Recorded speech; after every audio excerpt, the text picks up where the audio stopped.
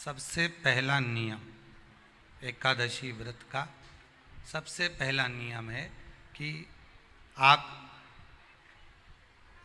जिस दिन व्रत करो उसके एक दिन पहले भक्ति का संचार इस हृदय में कर लो।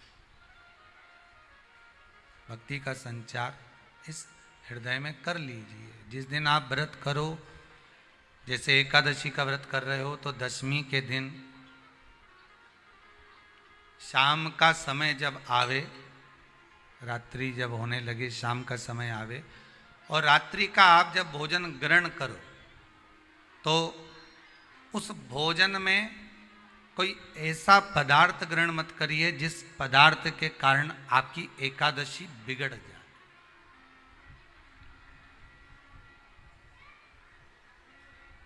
कोई बेकार भोजन हमें ग्रहण नहीं करना, श्रेष्ठ भोजन ग्रहण करिए दशमी के।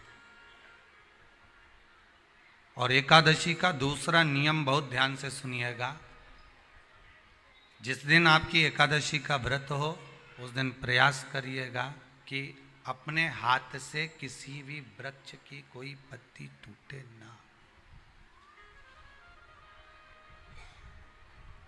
अपने हाथ से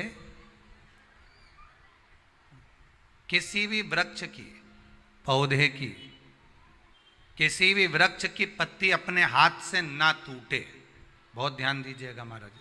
एकादशी का ये दूसरा नियम है कि अपने हाथ से किसी पौधे की, किसी वृक्ष की, किसी डाली की कोई पत्ती टूटे ना, कोई पत्ती ना टूटे, इसका प्रयास करिए।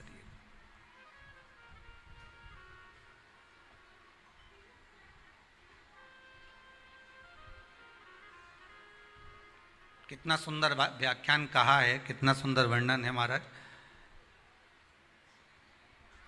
कि मात्र एकादशी का व्रत कर लेने पर, मात्र एकादशी का व्रत कर लेने पर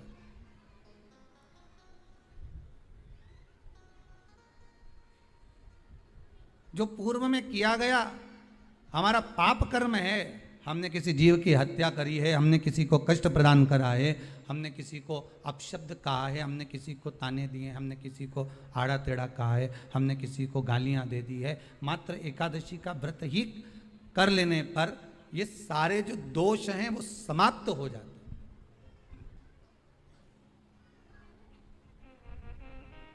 सारे दोष हमारे समाप्ति पर आ जाते हैं।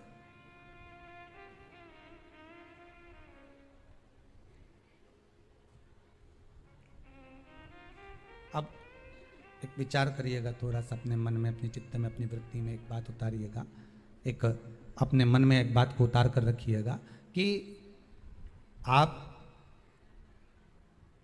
अपने पाप को, अपने पाप कर्म को जिस दिन क्षीण करने वाले हो, समाप्त करने वाले हो, अपने पाप को आप जिस दिन समाप्ति पर लेकर जा रहे हो तो उसके एक दिन पहले आपको प्रसन्नता होना चाहिए कि नहीं होना चाहिए कि कल मेरा पाप कटने वाला है, कल मेरा पाप समाप्त होने वाला है।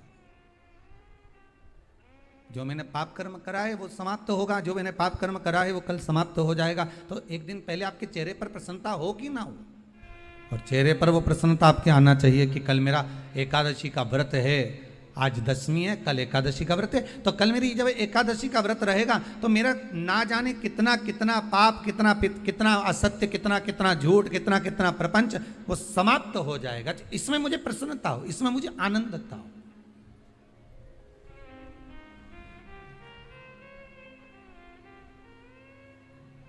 तो क्या कहा गया कि प्रयास करिएगा कि एकादशी के दिन कोई वृक्ष की, कोई डाली की, कोई कोपल की कोई पत्ती ना तोड़ी जाए। क्यों? तो कहा अगर उस पत्ती को हम तोड़ देते हैं, वृक्ष की पत्ती को या क्यारे में लगी हुई कोई डाली की पत्ती को हम तोड़ देते हैं तो एकादशी का पुण्य फल प्राप्त नहीं होता, एकादशी का कोई फल हमारे खाते में नहीं जाता, पुण्य फल प्राप्त। अब फिर भले तुम, चाहे तुमने मोरधन खाया हो, चाहे तुमने फिर चिप्स खाई हो, चाहे तुमने फिर व्रत का कितना ही सामान खा गए हो और तुमने सोचा कि आज मेरी एकादशी है, तो फिर उसका कोई फल प्राप्त नहीं है, उसका कोई सुख प्राप्त नहीं है आपको, फिर उसका कोई आनंद प्राप्त नहीं है आपको। तो उसमें कोई आनंद की अनुभूति आपको नहीं मिल रही। दो चीजों को याद रखिए, गौदान और एकादशी।